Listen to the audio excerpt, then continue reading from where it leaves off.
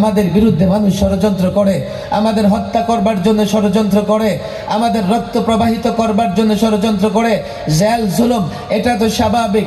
এই বাধাগুলো আসবে।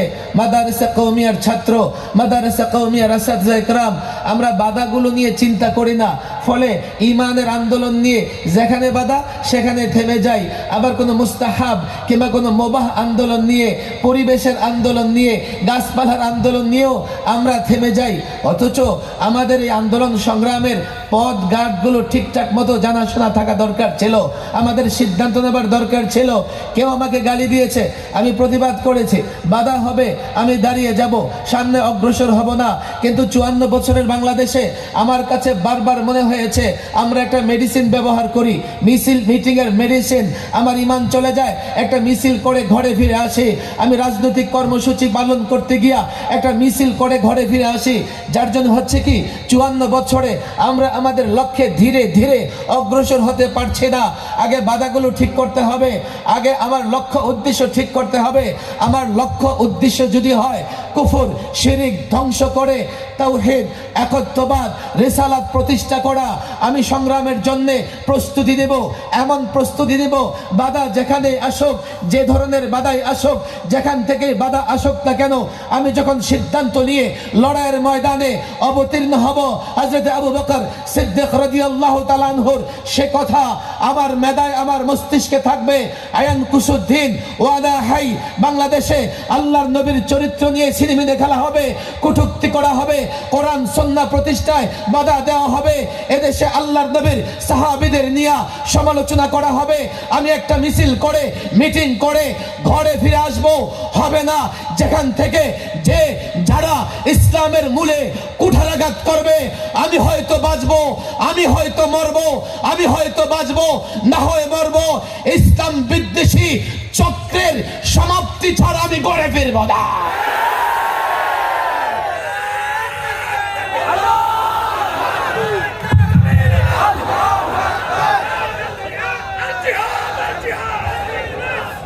কথা দীর্ঘ, কিন্তু আমি যে পথ চলতে চাই,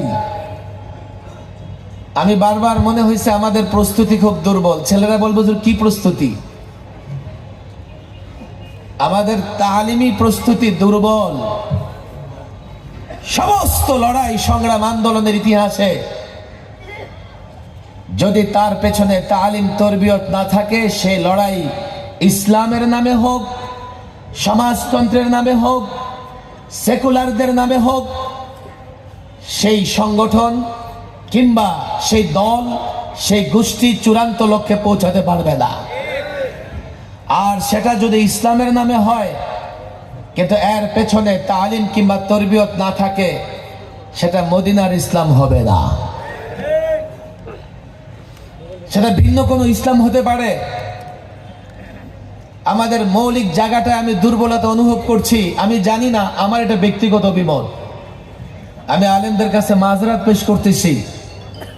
আমার কাছে মনে হয়েছে আমাদের চূড়ান্ত লক্ষ্যে পৌঁছার জন্যে ইসলামকে ব্যক্তি জীবন, সমাজ জীবন, রাষ্ট্র জীবনে সর্বত্র ইসলামের সুফল পেতে হলে, ইসলামকে প্রতিষ্ঠা করতে হলে, ইসলামকে বিজয়ী করতে হলে, ইসলাম তো বিজয়ী আছেই, ইসলাম বিজয়ী ধর্ম, অর্থাৎ ইসলামের বিজয়ের সঙ্গে নিজেকে বিজয়ী করতে হলে, ইসলামের বিজয়ের ধারায় নিজেকে দাঁড় করাতে চাইলে আমাদের প্রথমে ইসলাম সম্পর্কে, টোটাল কমপ্লিট ইসলাম সম্পর্কে একটা ধারণা, একটা ইলম বা একটা তালিমি চিন্তা ভাবনা থাকতে হবে। যেহেতু আলেমরা আমাকে সময় দিয়েছে, আমি মনে করি যে আলেমরা আমার কথায় নারাজ হবেন না, কিন্তু আমি কিছু কথা আমার ব্যথার জায়গা থেকে বলি। আমি আকাবের আসলাফদের জোতা টানার বরকতে একটা সময় মাদারিসে কওমিয়ায় পড়েই একটা ছেলে প্রত্যেকটা বিষয়ে যথাযথভাবে জ্ঞান অর্জন করতে পেরেছে। আমাদের আকাবের আসলাফরা এত বড় বড় ব্যক্তিত্ব হয়েছেন এই মাদারিসে কওমিয়ায় পড়ে, এই দর্সে নিজামের সিলেবাস পড়ে। কেউ বলবে হুজুর এখন এই সিলেবাস যথেষ্ট না, আপনি পরিবর্তন করেন, অভিযোগের শেষ নাই। কেউ বলবে যে এখন শিক্ষক নাই, শিক্ষক ব্যবস্থা করেন। কেউ বলবে যে না, মাদ্রাসার অবকাঠামো ঠিক নাই, মাদ্রাসার অবকাঠামো উন্নত করেন, তাহলে এখান থেকেও আগেরকার আকাবির আসলাফদের মতো রিজাল এবং ব্যক্তিত্ব তৈরি হবে, হতে পারে। নানা জনের নানা প্রস্তাব থাকতে পারে। আমার কাছে মনে হয়েছে এই যুগে এসে আমরা আমাদের আকাবির আসলাফদের দেখেছি কোনো বিষয় নিয়ে যখন আন্দোলন সংগ্রাম করেছে। আমি ঠিক কত সালে এখানে বরিশালে সর্বপ্রথম এসছি আমার মনে নাই, 2001 কিংবা 2 হবে। মঈনুদ্দিন চিশতি রহিমাহুল্লাহ নামে একটা প্রতিষ্ঠান আছে না এখানে, খাজা মঈনুদ্দিন মাদ্রাসা, মাশাআল্লাহ। আমার মনে হয় এটা প্রথমবার আসা, যেখানে আমি বরিশালের কিবারে ওলামা, আকাবির ওলামা সকলকে সেই ইসলামিয়ান বাস্তবায়ন কমিটির প্রোগ্রামে আমি দেখেছি। আমি উদাহরণটা এই জন্যই টানছি, আগেরকার কোনো বিষয় নিয়ে আন্দোলন সংগ্রামে শুধুমাত্র আমাদের বড়রা জেলা পর্যায়ে সফর করতেন, করে করে বলতেন বিষয়টা তো এমন, এটা নিয়ে আমাদের কথা বলতে হবে। যেহেতু তখন রিজাল ছিল, যেহেতু তখন যোগ্য আলেমরা ছিলেন, একটা ঘোষণার পরে সে আন্দোলন সংগ্রাম যথাযথ অগ্রসর হয়েছে এবং চূড়ান্তভাবে সফলতাও আসছে। এখন বাস্তবতা বুঝার জন্যে আমাকে বড় কোনো শিক্ষিত হওয়ার দরকার নাই। সামাজিক যোগাযোগ মাধ্যমের দিকে তাকালেই বোঝা যায় যে আমার এই যুগের ছেলেরা কতটা পণ্ডিত, কতটা পণ্ডিত আর কতটা ওরা বুঝে। আমি মনে করি সামাজিক যোগাযোগ মাধ্যম এটা ওপেন করে দিয়েছে। আমার তখন মনে হয় আমরা যতই কোনো বিষয় নিয়ে অগ্রসর হবার চেষ্টা করি, যেহেতু আমরা যেভাবে বুঝেছি মাঠে ময়দানে ছাত্র ওলামা একরাম সেভাবে বুঝতেছে না, এই আন্দোলন একটা পর্যায়ে যাবে, থেমে যাবে, চূড়ান্ত লক্ষ্যে পৌঁছবে না। বলবেন হুজুর আপনি কি বলতে চান? দেখেন, একটা সময় দর্শে নিজামি দাওরায়ে হাদিস পর্যন্ত পড়েই মুফতি, মুহাদ্দিস, মুফাসসির হয়ে গেছে। আলাদা করে দারুল ইফতার দরকার ছিল না। দাওরা ফারেক হয়ে যিনি ফতোয়ার কাজে নিযুক্ত থাকতেন উনি মুফতি সাহেব ছিলেন। যিনি তাফসির শাস্ত্র নিয়ে ব্যস্ত থাকতেন তো ওলামা একরাম তাকে মুফাসসির বলতেন। যিনি হাদিস নিয়ে গবেষণা করতেন ওনাকে মুহাদ্দিস বলা হতো। এখন আলাদা করে তাখাসসুসাত পড়া লাগে। তাখাসসুসাত পড়ে কিসমুল হাদিসে কেউ পড়লে ওনাকে লোকেরা মুহাদ্দিস মনে করে, দারুল ইফতায় কেউ পড়ে ওনাকে কেউ মুফতি মনে করে, আবার যখন তাফসির নিয়ে পড়ে তো ওনাকে কেউ মুফাসসির মনে করে। তাহলে বোঝা গেল এই যে অতিরিক্ত ক্লাস, অতিরিক্ত সবক, এটা প্রয়োজন হয়েছে। দর্শে নিজামের দাওরায় পর্যন্ত পড়ে, যেহেতু এখন আওয়ারেজাত অনেক হয়ে গেছে, অনেক বাধা হয়ে গেছে, নানা জায়গায় সময় দিতে হয়। দৈনিক 2-4 ঘন্টা তো মিস্টার মোবাইলকেই সময় দেওয়া লাগে। কথা ঠিক না ঠিক? আওয়ারেজাতের কারণে ছেলেরা পুরোপুরি সময় দিতে পারে না, ফলে হুজুরা বৎসর বাড়ায় দিছে। মুফতি হইবার চাও আলাদা 2 বছর পড়ো, মুহাদ্দিস হইবার চাও আলাদা 2 বছর পড়ো, মুফাসসির হইতে চাও, আদিব হইতে চাও আলাদা করে পড়ো।